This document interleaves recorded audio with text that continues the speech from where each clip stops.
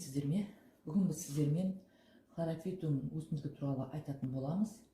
Менің бір көрерменім гүлімнің жапырағы сарғайып кетті, не істеуге болады деген сауал қойған екен. Осы хлорофитум туралы толық осы видеода ақпарат бергім келіп отыр. Егерде осы менің видеомды аяғына дейін көргілеріңіз келсе, менімен бірге қалыңыздар.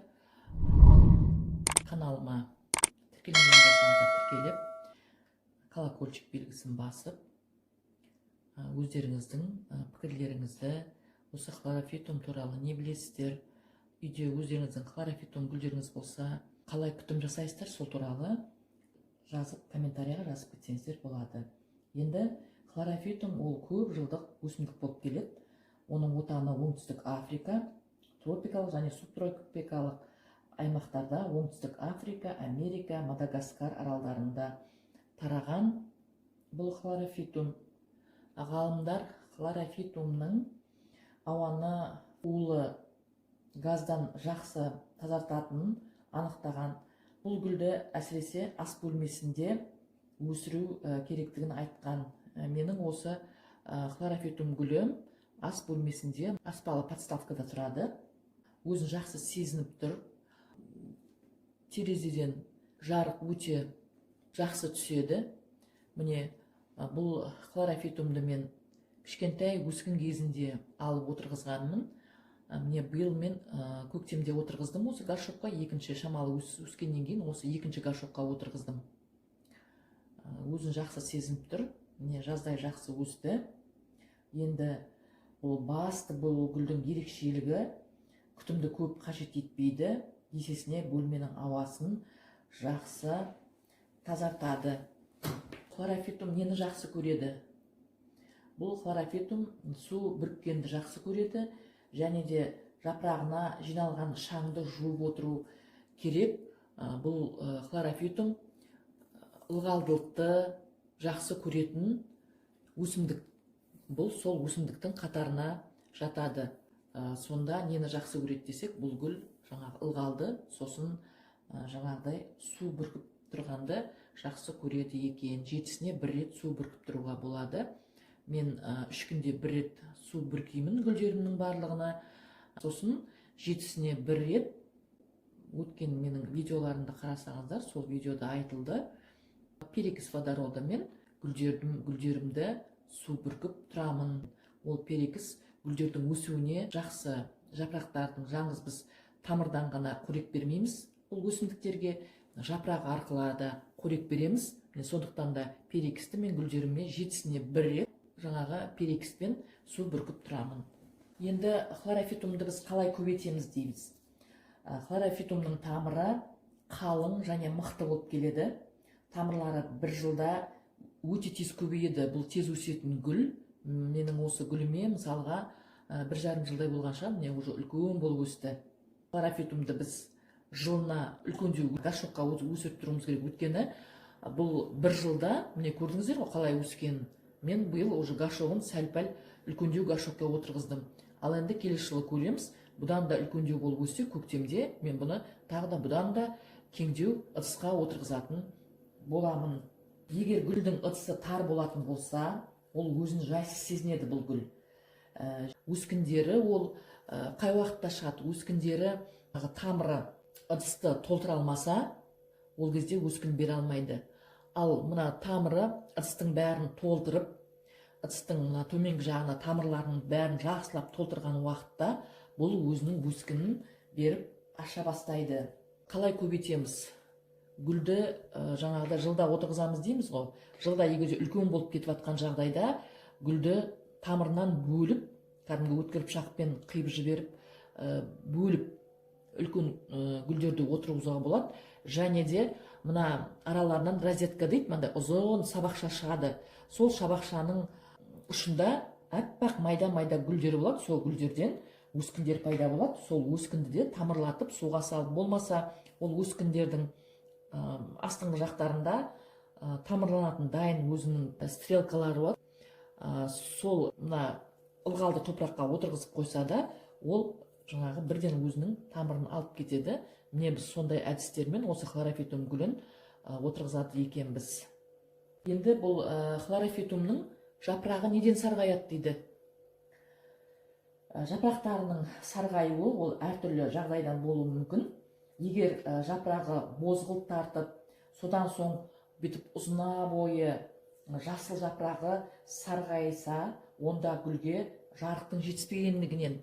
Бұл гүлдің екі түрі болады, мынандай жиектерін жиектелген болады, гүлдерім жапырақтары.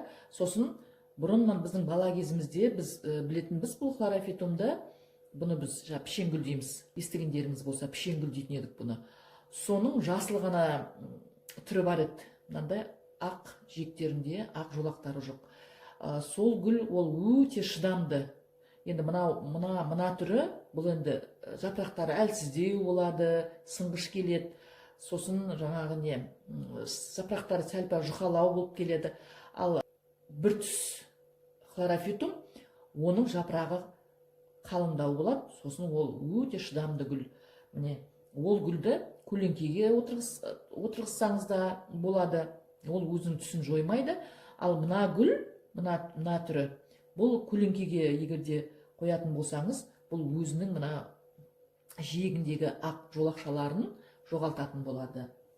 Енді бұл гүлді қатты күн сәулесі қатты түспейтін, бірақ жарық жерге қоюымыз керек. Мысалға менде дәл терезеге қарама қарсы подставкада тұр, өзі жақсы сезініп тұр. Міне, өзінің түсінде жоғалтқан жоқ, әп-әдемі болып өсіп тұр. Бұл гүлдің төменгі жапырақтары, ең төменгі жапырақтары ашық сары түске айналуы, ол суды мөлшерінен көп құйғандықтан тамыры шіріп жатыр деген сөзді білдіреді. Ол кезде біз тамырын ашып қарауымыз керек. Егер гүлдің жапырақтарының көп бөлігінің ұштары құрғаса, ол кезде бөлмедегі ауа құрғақ болады. Ол үшін гүлді жиі су бүркіп тұруымыз керек. Ал егер үлкен гүлдің астыңғы жапырақтары сарғая бастаса, онда қорқудың керегі жоқ. Барлық гүлдерде ол көне жапырақтарының бәрі сарғаяды. Оны біз алып тастауымызға болады. Бұл ауруға төзімді гүл, көп ондай аура бермейді. Ауруға сирек шалдығады, алайда щитовка дейді, өсімдік биті болады. Ақ ұнтақ құртының әсерінен бұл ауруы мүмкін. Бірақ негізі ол ауырған жағдайда да оның жолы қазір табылды. Әртүрлі препараттар бар. Сондай биттерге, кенелерге арналған. Соны сеуіп, тазартып алуға болады. Егер гүлдің жапырағы бозғылт сары болып, жұмсарып түсе бастаса, онда гүл өзін ыдыстан немесе жарық жетіспегендігінен өзін жайсыз сезінеді. Сонда бұл ең бірінші, бұл гүлдің жайсыз сезінуі, бұл суды мөлшерінен көп құямыз. Бұл гүл өте шөлге төзімді. Бұл гүлді бір ай суармасаң да, бұл гүл тұра береді. Ал көп суарып жіберсек, ол тамыры шіріп кетіп, гүлдің әлсіреуіне әкеліп соғады. Гүлді қалай қоректендіреміз? Гүлді жақсы өсіп тұрған кезде, өзінің гүлдердің барлық үй өсімдіктерінің өсетін уақыты, бұл көктем мезгілі, қыстан әлсіреп шығып, бұлар көктем мезгілі марттан бастап өздерін жақсы сезініп өсе бастайды, күн жылығаннан бастап.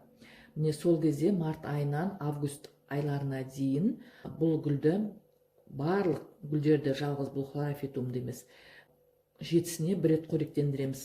Бұл хлорофитумды жетісіне бір рет қоректендіреміз. Ал басқа гүлдерді айына 2 рет қоректендіреміз, сонда 15 күнде бір рет. Ал бұл хлорофитумды жетісіне бір рет қоректендіріп тұруымыз керек. Ол тыңайтқыштардың барлығына дерлік жатырқамай өзін өсе береді. Бұған қандай тыңайтқыш құйсақ та, бұл сол тыңайтқыштардың барлығын қабылдап жақсы өсетін болады. Ал бір айда 2-3 рет қоректендірсек те көбетпейді. Оған өзінің жақсы өсуімен бізді қуантып отыратын болады. Хлорофитумды жазда өсу кезінде мол суару керек, топырақ әрдайым ылғалды болып тұру керек. Ал қыста сирек суарамыз, құмын кептіріп барып, суарып, жетісіне бір рет суарып тұруға болады. Ал жазда 3 күнде бір рет суарамыз.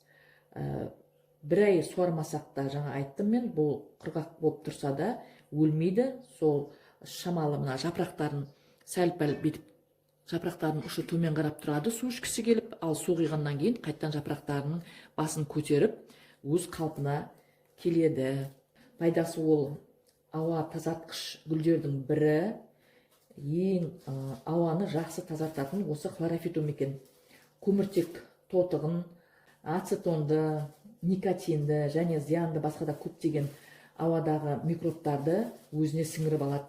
Ал ересек үлкен өсімдік ол 2 шаршы метрге дейін жаңағы аумағындағы микробтарды жою қабілеті бар дейді. Жоғарыда айтып кеткендей, бұл гүлді ас бөлмесіне қойған жақсы. Сондықтан бір хлорофитум үйде бір емес, бірнеше хлорофитум үйге өсіруге болады. Гүлдің жақсы өсуі үшін ыдысын кеңдеу ыдысқа отырғызу керек, жарық керек, суды уақытымен жетісіне бір рет тыңайтқыштармен қоректендіріп тұру керек. Сол кезде жақсы өсетін болады. Енді хлорофитумның өскін беру үшін не істейміз? Ыдыс тар болу керек. Үлкен ыдыста ол тамырымен ыдыстың түбін толтыра алмаса, ол өскін бермейді, жаңа айттым мен. Енді бірінші ыдыстың түбін өзінің мықты тамырларымен толтыру керек. Содан кейін барып бұл өзінің өскін бере бастайды. Гүлді күннің көзінен тасалап, жарықтау жерге қою керек. Өте көлеңкеге де қоюға болмайды, ол көлеңкені жақтырмайды, жаңа айтып кеттім. Жарық жақсы түсетін жерде тұру керек. Менің видеом пайдалы болса, лайк басып, комментария жазып, тіркеліп кетуді ұмытпаңыздар.